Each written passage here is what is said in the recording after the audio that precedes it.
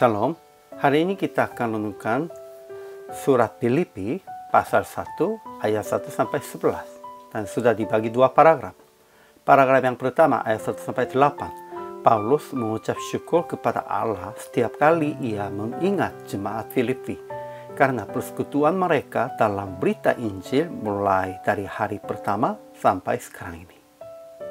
Paragraf yang kedua ayat 9-11, Paulus berdoa akan kasih mereka makin melimpah dalam pengetahuan yang benar dan dalam segala macam pengertian, sehingga mereka dapat memilih apa yang baik dan penuh dengan buah kebenaran. Kesimpulannya, Paulus mengirim surat kepada jemaat Filipi dan mengaku bahwa dia mengucap syukur kepada Allah setiap kali ia mengingat jemaat Filipi karena persekutuan mereka dalam berita Injil. Dan dia yakin bahwa Tuhan akan meneruskannya sampai pada akhirnya pada hari Kristus Yesus. Kemudian Paulus berdoa akan kasih mereka makin melimpah dalam pengetahuan yang benar dan dalam segala macam pengertian, sehingga mereka dapat memilih apa yang baik dan penuh dengan buah kebenaran.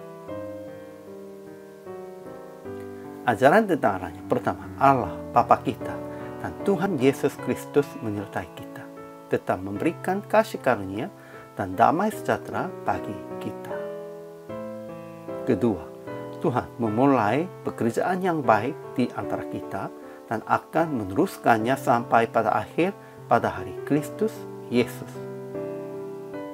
Ketiga, Allah adalah saksi bagi Paulus betapa dia dengan kasih melasa Kristus Yesus melindungi jemaat Filipi. Begitu Allah menjadi saksi bagi Paulus pun dan bagi semua orang percaya pun.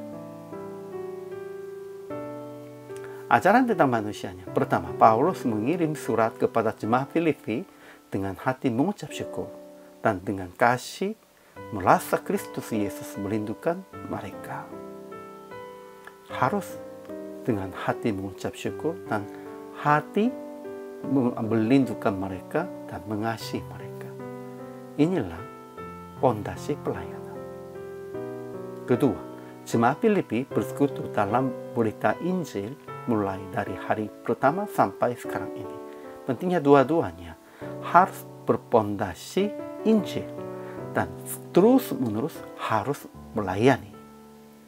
Ketiga, Paulus berdoa akan kasih mereka makin melimpah dalam pengetahuan yang benar dan dalam segala macam pengertian, supaya mereka dapat memilih apa yang baik dan penuh dengan buah kebenaran.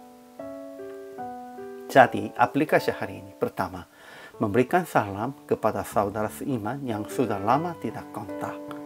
Memang Rasul Paulus sekalipun dipenjarai tetap berhubungi dengan jemaat-jemaat di macam-macamnya dengan surat. Kita juga harus kontaknya dengan SMS atau dengan telepon, apapun. Harus usahakan itu. Kedua, bersekutu dengan saudara seiman dalam renungkan firman dan share-nya, supaya membedakan yang benar dan yang salah, yang baik dan yang tidak baik pun juga.